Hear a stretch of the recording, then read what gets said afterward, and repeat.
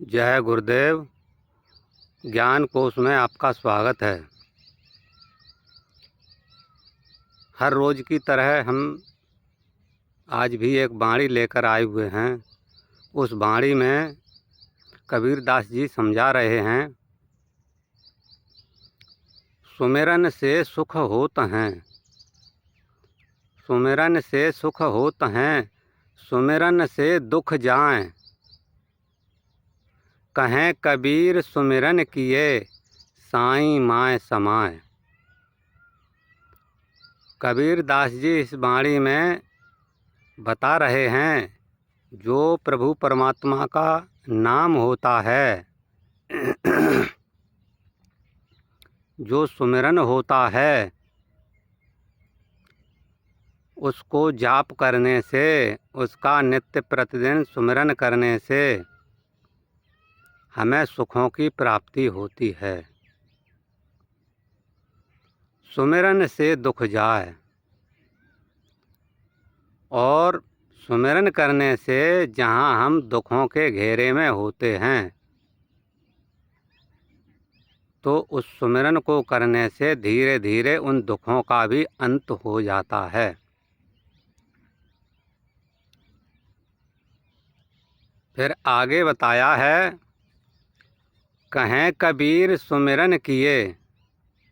कबीरदास जी समझाना चाह रहे हैं, कहें कबीर सुमिरन किए, साईं माय समाए। यह परमात्मा का नाम ऐसा है, इसको लगातार नित्य प्रतिदिन अगर सुमिरन करते रहेंगे तो फिर एक न एक दिन ऐसा आएगा कि उस प्रभु परमात्मा की जो उपलब्धि होती है, जो मंजिल है, तो हमें एक न एक दिन प्राप्त हो जाएगी। एक न एक दिन हम उस परम सत्ता से जुड़ जाएंगे। ऐसा यहाँ पर ये कबीरदास जी बता रहे हैं। तो उस प्रभु परमात्मा का नाम क्या है, जिस नाम को अक्षर पुरुष भी कहते हैं, अक्षर ब्रह्म भी कहते हैं, इसी को शब्द ब्रह्म भी कहते हैं, अजपा जाप भी कहते हैं। यह अजपा जाप कई नामों से जाना जाता है। इसी का ज्ञान न होने के कारण ही इंसान इस दुनिया में दर दर भटक रहा है। कबीरदास जी ने इसी ज्ञान को समझाने के लिए, इसी ज्ञान को जानने के लिए, जड़ पूजा से मुक्त करने के लिए अपने ग्रंथ लिख डाले। जड़ पूजा हमें एक न एक दिन निश्चित ही वो नैया भवसागर में डुबो देती है।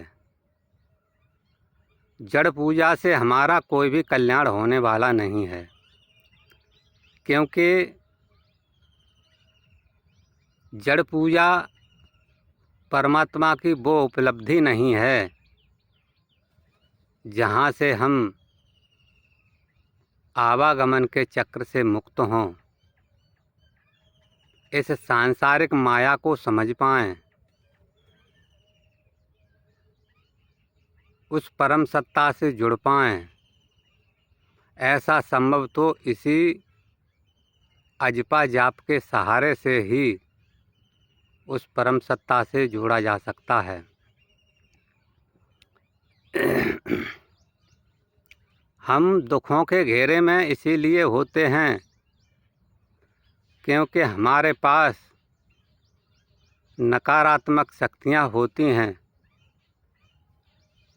और उन नकारात्मक शक्तियों के चलते वैज्ञानिक दृष्टि से कहें तो नेगेटिव सोच, नेगेटिव विचार जिनको हम कहते हैं, उनके घेरे में हम होते हैं। और वो नेगेटिव विचार हमारे मन को इतना गंदा बना देते हैं, आचरणहीन बना देते हैं कि हम खुद भी शांत नहीं रह सकते और दूसरों को शांति नहीं दे सकते। तो इन नेगेटिव विचारों को ख़त्म करने के लिए यही नेगेटिव विचार हमारे अंदर भ्रम पैदा करते हैं और भ्रम में ही हम अनेकों कार्य ऐसे कर जाते हैं जिनको नहीं करना चाहिए।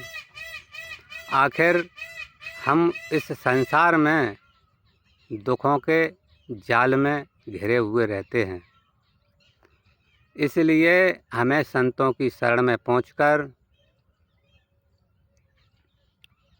उस पॉजिटिव एनर्जी से जुड़ना चाहिए। पॉजिटिव एनर्जी जो परमात्मा की शक्ति होती है, उस शक्ति से जब हम जुड़ जाते हैं तो वो शक्ति, वो मार्ग हमें संतों के द्वारा ही मिल सकता है। उस मार्ग में जब हम भक्ति करते हैं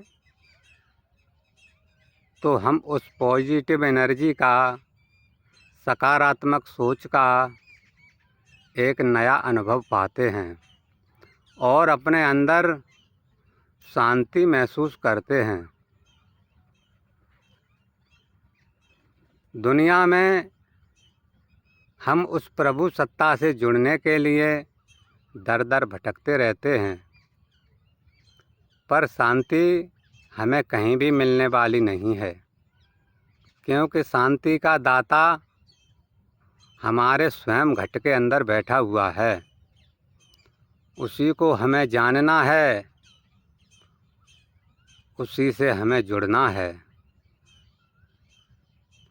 तो वही यहाँ पर कबीरदास जी बता रहे हैं, कहें कबीर सुमिरन किए साईं माय समाय।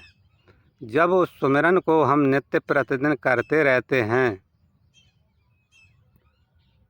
तो यह मार्ग ऐसा है, जब प्रतिदिन हम इस मार्ग पर सफ़र करते हैं तो एक न एक दिन मंजिल को प्राप्त अवश्य ही करते हैं। संतों की संगति हमें साबुन का काम करती है। संतों की संगति जब हम करते हैं तो निश्चय ही हमारे अंदर जो भी वृत्तियां हैं गलत प्रकार की, उन वृत्तियों से हमें निखार मिलता है। उनके विचारों को सुनकर, उनके संदेश को सुनकर, उनके सत्संग को सुनकर हमें वहाँ से ऊर्जा मिलती है और ऊर्जा की लहर जब हमारे अंदर जागृत होती है तो निश्चय ही वो हमारे शरीर के अंदर धारणा बनकर रह जाती है। जैसे ही वो विचार हमारे अंदर धारणा में परिवर्तित होते हैं तो निश्चय ही हम उस ज्ञान को जानने के लिए आगे बढ़ जाते हैं। तो हमें उस ज्ञान को जानना चाहिए, जिसके लिए कबीरदास जी ने अपने 3 ग्रंथ लिखे हुए हैं, साखी शबद रमैनी।